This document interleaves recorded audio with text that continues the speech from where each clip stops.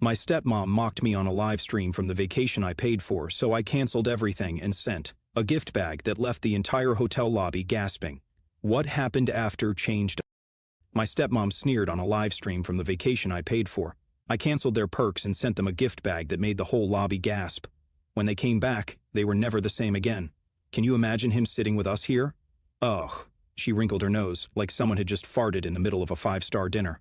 The camera shook slightly as my father chuckled off-screen. Oh, don't even say that. You'll ruin the vibe. Too late, she muttered, brushing her freshly bleached hair behind her ear. I swear, he's like a walking cringe, just hovering around, asking weird questions, looking like he doesn't belong. Then she took a long, smug sip from her mimosa and added with a laugh, "Good thing we paid for this trip, so we could enjoy some peace." I paused the stream and stared at the screen, as if it might apologize. Peace? They said they paid for this trip? Funny, I didn't remember them pitching in when I dropped over $5,000 to book this so-called anniversary gift. I didn't recall a single thank you either, just a quick, "Well, it's about time we did something nice," and a reminder not to tag them in any of the booking emails. We wanted to look like we paid for it ourselves just for the photos. But this was next level. I rewound the video just to be sure I hadn't imagined it. He'd be sulking the whole time, my stepmom said, sitting there judging, probably counting how many shrimp everyone eats. You know how he is. Like he's doing us a favor just by existing. And then the final blow. If he were here, I swear I'd ask the front desk to cancel our reservation. My stomach tightened, and not because of the cheap frozen pizza I'd had for dinner. My phone buzzed with a notification. Dad and Lisa are live from Paradise Cove. Yeah, my Paradise Cove. The one I paid for. The one I wasn't even invited to. I took a breath and hit play again. Cheers to freedom, my stepmom smiled, clinking glasses with my dad. No drama, just us and the good life. I let the video play to the end, then sat there in silence. No rage, no yelling, just a strange, quiet kind of clarity. Then I picked up my phone, opened the travel app, and clicked cancel booking. One by one, everything unraveled. Their rental car gone, spa appointments canceled, the private boat dinner I'd upgraded to for $600, refunded and rebooked under someone else's name, and I wasn't done yet. Before they had a chance to figure it out, I called the hotel and arranged one last thing, a gift bag to be delivered to them right in the center of the marble-floored lobby at peak check-in time. What was inside? Let's just say it made everyone stop and stare. That was the moment everything changed. They left for vacation as my ungrateful family. They came back different. But I wasn't waiting for their apology. Not this time. You know, you should smile more in photos, my stepmom once told me, holding her wine glass like it was part of her hand. You always look so anxious. Maybe because I'm the one paying for everything, I replied without missing a beat. She laughed, like I'd just made a joke at my own expense. The truth is, it didn't start with that vacation.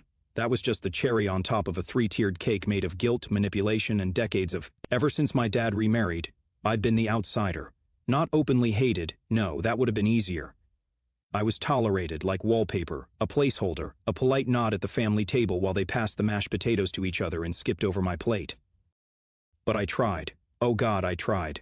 I paid their electric bill a month after Dad lost his job. I sent my stepmom grocery money every 2 weeks just to help out.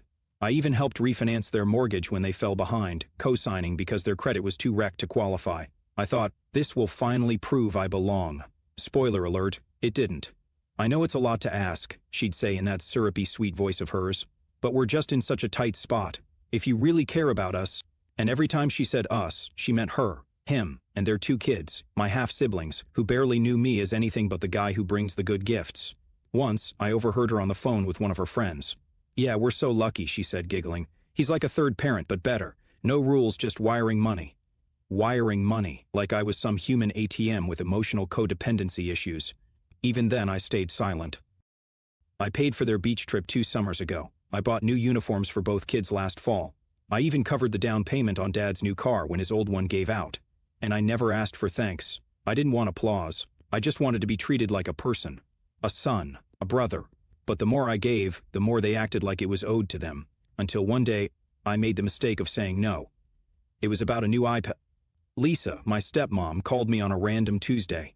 Hey, she said breezily, so Harper really needs a tablet for school. All the kids are getting them and she's been feeling left out. I can maybe send some money next month, I replied, half asleep after a 13-hour shift. I'm a little tight right now. There was a pause. A little tight, she repeated, as if I just said I sold a kidney on the black market. Didn't you just get a raise? Yeah, I said, which covered the extra taxes and my car repairs. I'm not sitting on gold bars, Lisa. Well, she said, her voice icing over. I guess Harper will just have to learn what it's like to have a selfish older brother. I stared at the phone, stunned. Excuse me, I finally said. I just hope you're proud of yourself, she continued.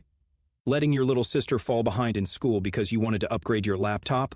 I didn't upgrade anything, I snapped. I bought a used one off eBay because the old one died.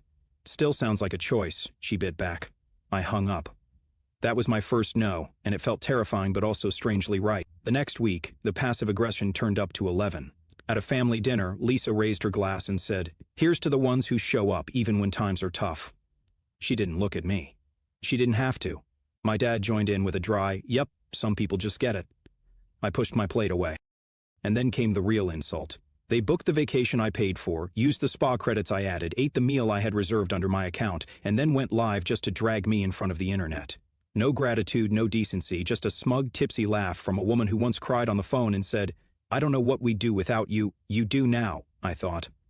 That night, I didn't just cancel their perks. I wrote a letter. Well, technically I designed it. A luxury black envelope with gold calligraphy sealed in wax. On the front, in scripted letters, "Something special just for you." Inside was a glossy gold-edged card. No angry message, no insults, just a simple printed line. Scan for a personal surprise. Beneath it, a clean, elegant QR code. I called the hotel concierge and asked for one favor. Place the envelope in the center of the grand lobby check-in desk, right before the pre-dinner rush. It's a gift for the couple staying in the honeymoon suite, I said sweetly. They'll know it's from me. They did. Lisa, ever the spotlight hunter, grabbed it like a prize. She opened it right there at the front desk. The staff gathered, intrigued. Tourists stopped mid-step, curious. She scanned the code with a flourish. The moment her screen loaded, the lobby went dead quiet. A full-screen video began playing at full volume. A short, slow-motion clip of me standing on a beach, holding a cocktail and a sign that read, "This is the face of the person who paid for your luxury while you dragged him online." Then, as the screen zoomed in on my face, the unmistakable music kicked in, the Curb Your Enthusiasm theme. It echoed off the marble walls. Lisa screamed, literally screamed.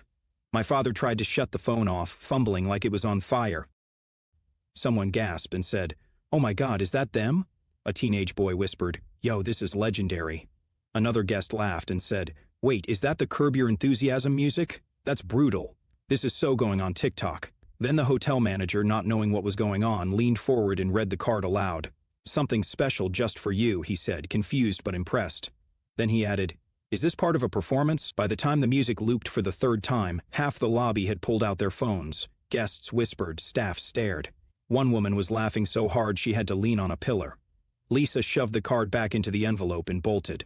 My dad followed, muttering something about suing somebody, but it was too late. The damage was done.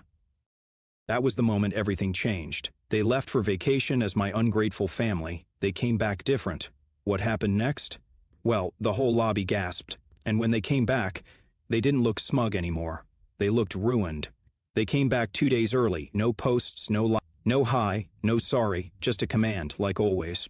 But you know what? I went. I didn't go to talk. I went to finish it. When I walked in, the table was set like always, steaming dishes in place. Lisa was nursing a glass of wine but refused to look at me. Dad was already halfway to pissed. I could feel it in the air. "Let's get to the point," he barked before I even sat down. "What the hell was that stunt at the hotel?" I raised an eyebrow. "You mean that you humiliated us in front of the entire hotel?" she shrieked. People were whispering. One guy asked if we were on probation. "Do you realize what we went through? Do you realize what I've gone through?" I said, sharp and calm, sitting alone in my apartment, eating canned ravioli while you sip champagne on a live stream. Laughing at me. "It was just a comment," she snapped. "A bad joke. You're acting insane." "A joke?" I stood up. "For years I've been the one feeding you, paying your rent, covering your groceries, co-signing loans, funding fresh starts and luxury getaways. And what did I get in return? Can you imagine him here? He'd ruined the vibe. Thank God he's not with us." Dad pounded the table. "That still doesn't excuse what you did. You made us look like freeloaders in front of strangers. People thought we were moochers." I tilted my head. "Because you are." Silence, refrigerator humming, pin drop silence. Lisa put her wine glass down slowly. "You've damaged our reputation," she said coldly. "And if you have even a shred of decency left, you'll apologize. Fix this." I laughed, deep from the gut. "Apologize for what? For showing people the truth?" For making you face what you actually are? You shamed us, Dad exploded. I turned to him, my eyes locked on his. Oh, really? And what exactly have you done for me? You gave me a roof and charged me guilt. You gave me family, but only when you needed money. You taught me that love in this house is just currency in disguise. Lisa stood. We gave you life. That's not enough. And you monetized every second of it. I shot back. But the game's over. I reached into my bag and tossed a folder onto the table. They flinched. What's this? Dad growled. A termination agreement, I said. I'm no longer your sponsor, your emergency fund, your plan B. This is ridiculous, he barked. You think you can just walk away from your own family? I leaned forward, calm, cold. I don't think I can. I am. Lisa's face was pale now. You can't just erase us. I met her eyes. You already erased me years ago. And with that, I turned, walked out the door and left them sitting in silence, surrounded by their comfort food, cooling like their excuses. I didn't hear from them for 5 days. No texts, no calls, no 3 a.m. guilt messages from Lisa, no fake emergencies from Dad. It was the loudest silence I'd ever heard, and it was glorious. I woke up the morning after the dinner confrontation feeling like someone had cut a 200-pound chain off my chest. My apartment looked the same, my job was still stressful, but everything inside me felt lighter. That night, I bought myself sushi. Good sushi, not grocery store plastic tray sushi. I poured a glass of wine, sat on the balcony, and for the first time in years, I breathed. Not checking my bank account in fear of another emergency, Venmo, not calculating how long I could stretch gas money to cover a surprise expense from the family. Just me, my money, my choices. And the best part? I didn't owe anyone a single thing. But peace never lasts long when manipulators are losing their grip. On day 6, my phone rang. Dad. I stared at it, let it ring. Then another call, Lisa. Then a text. I know we fought, but we're still family. Can we please talk? For your siblings' sake. I ignored it. Then came another message, short, passive-aggressive, classic Lisa. I hope you're happy. Your brother had to cancel his basketball camp. Your sister's dance recital, ruined. All because you made a scene. I didn't respond, so they turned up the heat. On day 8, Lisa posted a long-winded Facebook rant. It's sad when people in your own bloodline turn their backs on family, especially when children suffer. Some people just love attention. She didn't tag me, of course not, but I got the screenshots. Apparently someone in the comments section asked about the QR code scandal at the hotel, and she deleted it. But not before 20 people reacted with the laughing emoji. Then came the final straw. On day 10, I got a knock on my door. It was my younger half-brother, Mason, 14, hoodie pulled up. He looked pale, nervous. I just wanted to see you, he mumbled. Lisa doesn't know I'm here. I blinked. Come in. We sat on the couch. He didn't look at me, just stared at the floor. I saw the video, he finally said. The QR code. I thought it was fake at first, but then I heard what they said about you. I just wanted to say I'm sorry. I didn't expect it. I didn't ask for it, but hearing those words from someone in their house meant more than anything they could ever say. She made us unfollow you, he added quietly. Said you were dangerous, that you'd turned against the family. But I think she just didn't want us to see the truth. He handed me something, a crumpled envelope. Inside, a birthday card I'd sent him 2 years ago. It had $20 inside. I never cashed it, he said. I just kept it. I almost cried. Thanks for still being you, he said, standing up. Before he left, he turned and said, She's freaking out, by the way, like losing it. Dad's mad all the time. I think they're scared you're going to go public. I smiled. Oh, honey, I whispered. I already did. From there, things fell apart fast for them. My dad called my uncle, trying to get him to talk sense into me. Spoiler, my uncle texted me instead. You were way too patient for way too long. Proud of you. Lisa reached out to one of my exes, seriously claiming I had always been unstable, and maybe the breakup had pushed me over the edge. The ex sent me the screenshots with the caption, Tell her to get better material. I found out they tried applying for a small personal loan. Guess what? Denied. Why? Because I had been the one with the good credit score propping up their cosign accounts. Not anymore. And oh, remember the hotel? Apparently the concierge posted anonymously on a travel forum about the most dramatic guest moment I've ever seen. It went viral. No names, of course, but anyone who knew them knew exactly who it was. And me? I thrived. I deleted the family group chat, started therapy, joined a gym, took a weekend trip by myself, the first time I'd ever bought a plane ticket just for me. I wasn't rich. I wasn't a different person overnight. But every day I felt like I was pulling one more root of them out of my skin. Freedom didn't feel like fireworks. It felt like peace. It felt like waking up and realizing no one could take from me anymore just because they shared a last name. It felt like finally belonging to myself. Some mornings I still wake up expecting a message from them. Something dramatic, something guilt-laced, some new fire to put out. But there's nothing, just the hum of my coffee maker and the quiet joy of knowing that my life belongs to me now. It's strange how silence used to terrify me. Back when I equated attention with love, back when every dollar I gave them felt like buying a seat at a table I was never really welcome at. Now, silence is a blessing. It's proof that I'm finally free. I think what shocks me most is how long I let it happen. 5 years, 10, maybe more. I spent decades trying to earn what should have been unconditional respect, inclusion, basic human decency, and every time I got a crumb, an empty thank you, a brief, "so proud of you," I clung to it like it was gold, because somewhere deep down, I thought I was the problem.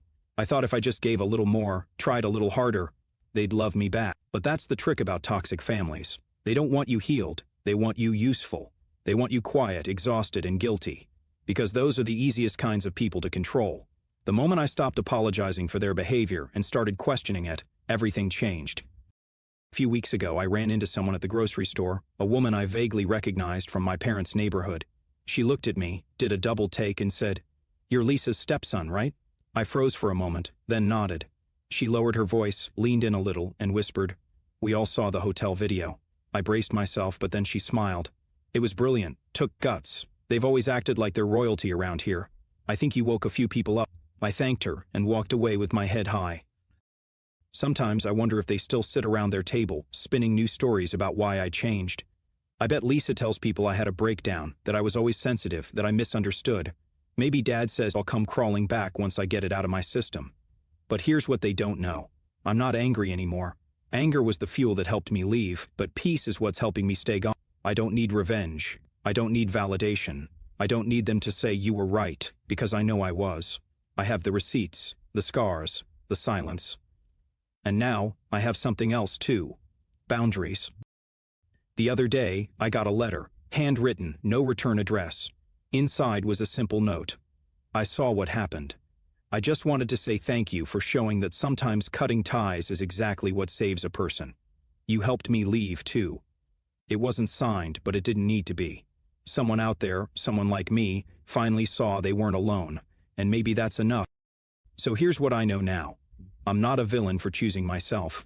I'm not cruel for stopping the cycle. And I'm not a bad son, brother, or person, because I decided to stop paying for people who never paid me respect. I was never the problem.